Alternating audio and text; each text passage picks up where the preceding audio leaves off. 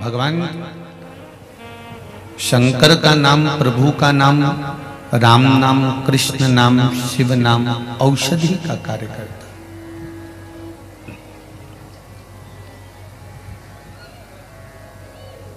अमृत है नाम हरि का,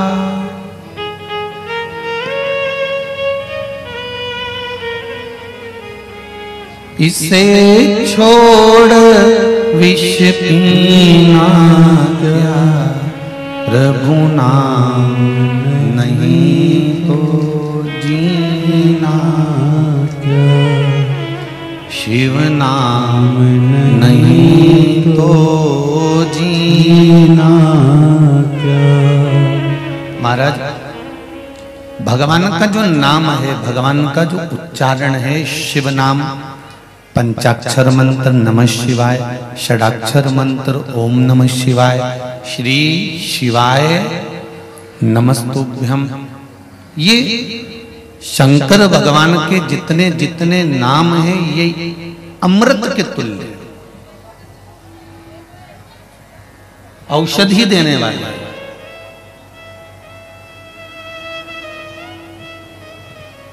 एक बात हम कहना चाहेंगे, आप लोग अगर स्मरण किए होंगे, जब बहुत शरीर में ताप पड़ रहा हो, बहुत बुखार आ रहा हो, डॉक्टर अपना काम करे, वो डॉक्टर का काम है। दवाई देना डॉक्टर का काम है, वो दवाई भी देगा, औषधि भी देगा।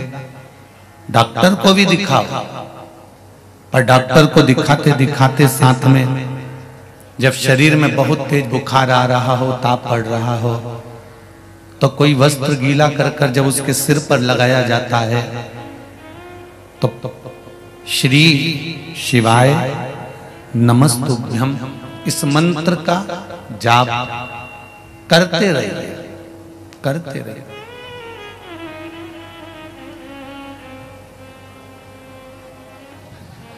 औषधि का कार्य करेगा।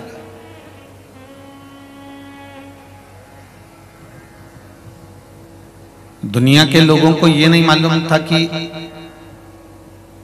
जिस बेलपत्री को हम भगवान शंकर पर समर्पित कर रहे हैं, यह बेलपत्री भी एक औषधि है।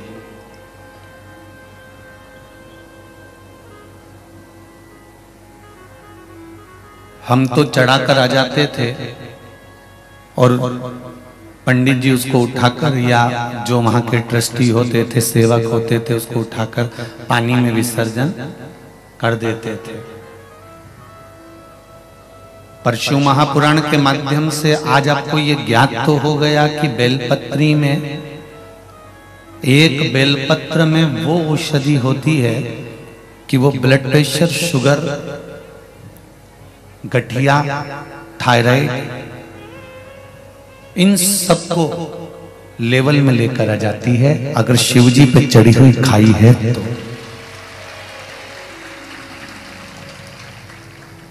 पहले लोगों ने बहुत हंसी करी कि बेलपत्र खाने से कोई रोग मिटता है, बेलपत्र खाने से कोई, बेलपत्र शिवजी पे चढ़ी हुई खाने से क्या रोग समाप्त होगा।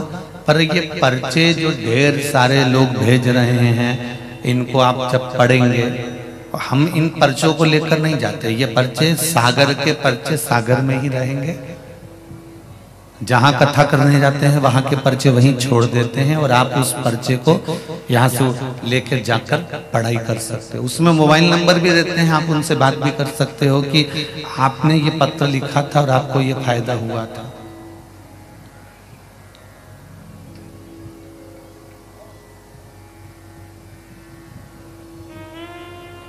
सियोर वाले महाराज के जहां जहां कथा करने जाते हैं वहां कोई रिश्तेदार नहीं होते कि हम यहां से कह दें कि आप खड़े हो जाओ और आप बोल दीजिए। और हमको तो वो तुम्हारा भाग्य लिखना भी नहीं आता कि पर्चे पर हम लिख के बोल दें कि आप वहां से आए हो या यहां से आए हो, हमको मालूम भी नहीं, हम तो आपके जैसे। लिखा हुआ बाचते हैं तो केवल शिव महापुराण का बाचते हैं कि पुराण में लिखा है कि एक बेलपत्र का जो पत्ता है वो शिव को समर्पित कर देने के बाद जैसे सत्यनारायण भगवान का प्रसाद अलग से कर रख दो और सत्यनारायण जी के सामने रख दो, पंचामृत सत्यनारायण जी के सामने रख दो और अलग से रख दो, जो भगवान के सामने सत्यनारायण का भोग लगा होगा उस प्रसाद में स्वाद आ जाएगा। घर में कद्दू की सब्जी, घर में काशी फल की सब्जी, कद्दू की सब्जी, घर में आलू की सब्जी, घर में मिक्स वेज की सब्जी मिलाकर राम भाजी घर में बनाकर कितनी भी खाकर देख लेना, स्वाद नहीं आएगा। पर माता रानी का भंडारा चल रहा होगा, राम जी का भंडारा चल रहा होगा, उस भंडारे के भोजन में स्वाद आएगा। कभी भंडारे की पूड़ी और सब्जी खाकर देखना, खाइए। कभी भंडारे की पूड़ी और सब्जी खाकर देखना, पूड़ी भी उंगली के बराबर तो मोटी और तुम्हारे घर में बनती है एकदम पतली, उंगली के बराबर पूड़ी मोटी और सब्जी का छिलका भी नहीं उतरा होता है, उसमें नमक का भी ठिकाना नहीं होता है, मिर्ची भी पता नहीं होती है कहां गई, पर वो सब्जी भगवान को भोग लग जाती है, इसलिए उसका स्वाद बढ़ जाता है। उस सब्जी और पूड़ी का स्वाद बढ़ जाता है। उसी तरह जब एक बेलपत्र हम शंकर भगवान को समर्पित करते हैं और शिव जी को जब वो चढ़ जाती है तो बेलपत्र बेलपत्र नहीं रहती, वो औषधि बन जाती है और वो औषधि हमारे जीवन में सुख का अनुभव करवा देती है। ये बेलपत्री का सुख है। एक बेलपत्र, पहले बहुत लोग हंसे कि बेलपत्र खाने से कोई रोग मिटता है। फिर कई डॉक्टरों ने अपना अपना रिसर्च निकाला और रिसर्च निकाल कर भी उन्होंने ध्यान लगा कर देखा कि सुअर वाला महाराज इतना छाती ठोक के चिल्ला चिल्ला के पूरे मंच से कहता है कि बेलपत्र खाने से रोग मिटता है, तो उन्होंने फिर औषधियां निकालना प्रारंभ करी। तब उनको भी ज्ञात हुआ कि बेलपत्री में वो सुख है कि वो सारी बीमारियों को लेवल में लाकर छोड़ सकता है। फिर लोगों से कहा कि रुद्राक्ष का जल पीना प्रारंभ करो,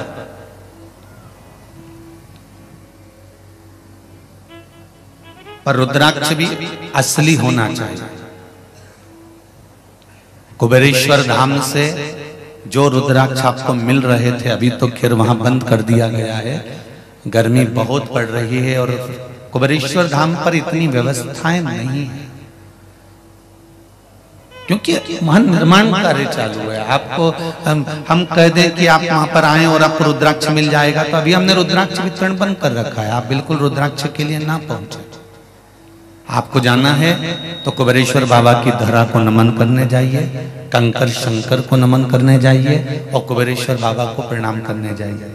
ये केसरवानी जी जो कथा करवा रहे हैं, ये मोहन भैया, इनका परिवार कुबेरेश्वर धाम से आज से नहीं जुड़ा है।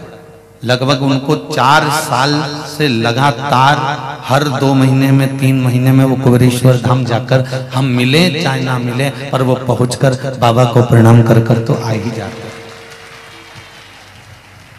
हर 2-3 महीने में मोहन भैया वहां पहुंच जाएंगे और वहां बाबा को लोट लगाकर प्रणाम कर कर आ जाएंगे। हम कहते भी हैं मोहन भैया अभी तो शंकर जी यहाँ पर स्थापित नहीं हुए, विराजमान नहीं हुए। का गुरु जी यहाँ का कंकर शंकर है, यहाँ पर जब से आ रहा हूँ तब से बाबा की कृपा है और मन इस भूमि से लगा हुआ है, तो ना जाने बाबा क्या कृपा कर देता है पता ही नहीं पड़ता। मैं इनको पूछा कि तुम हर 2-3 महीने में वहां पहुंच जाते? बस वो बुला लेता है, हम पहुंच जाते।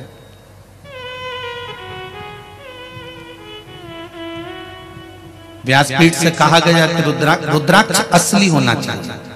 जो रुद्राक्ष आपको कुबेरेश्वर धाम से दिए जाते हैं वो रुद्राक्ष कोई साधारण नहीं है भाई। उस रुद्राक्ष को आप कभी योग लगेगा तो वहां आएंगे तो रुद्राक्ष के फल रहते हैं, उसका गलाकर उसका छिलका निकालना, धोना, फिर आप तक पहुंचाना, अभिषेक कर कर।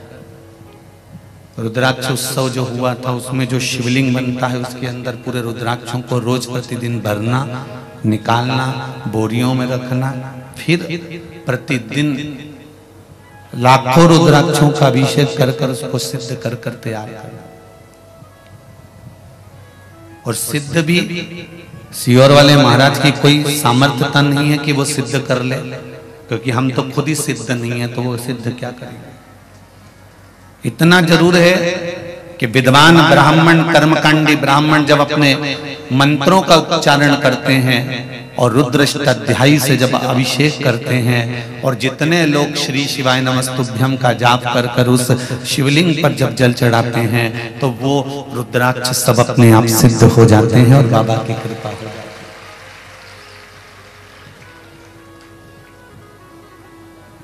इसलिए वहां के रुद्राक्ष की महत्वता ज्यादा होती है। आप बाजार से लेंगे, उसका पानी पिएंगे, और वही बात है ना कि सत्यनारायण भगवान का एक प्रसाद अलग रखा है और एक प्रसाद शिव जी के भगवान के सामने रखा है, उसकी कीमत, उसकी महत्वता। आपको बीच बीच में कहा कि रुद्राक्ष का जल पीना चाहिए। अगर कैंसर जैसी रोग बीमारी है, ब्लड प्रेशर जैसी बीमारी है, या आपका डायलिसिस चल रहा है, या आपका लीवर किडनी गड़बड़ हो गया है, तो जो रुद्राक्ष आपको कुबेरेश्वर धाम से मिला हो, अभी तो खैर बंद है, पर मिला हो और हो तो उसका जल ताम्र पात्र में उस रुद्राक्ष को डालकर पानी सुबह सुबह उसका 2 चम्मच 3 चम्मच दिन भर में 2-2 चम्मच पीना प्रारंभ करिए। आपको जीवन में सुख का अनुभव होगा, आनंद का।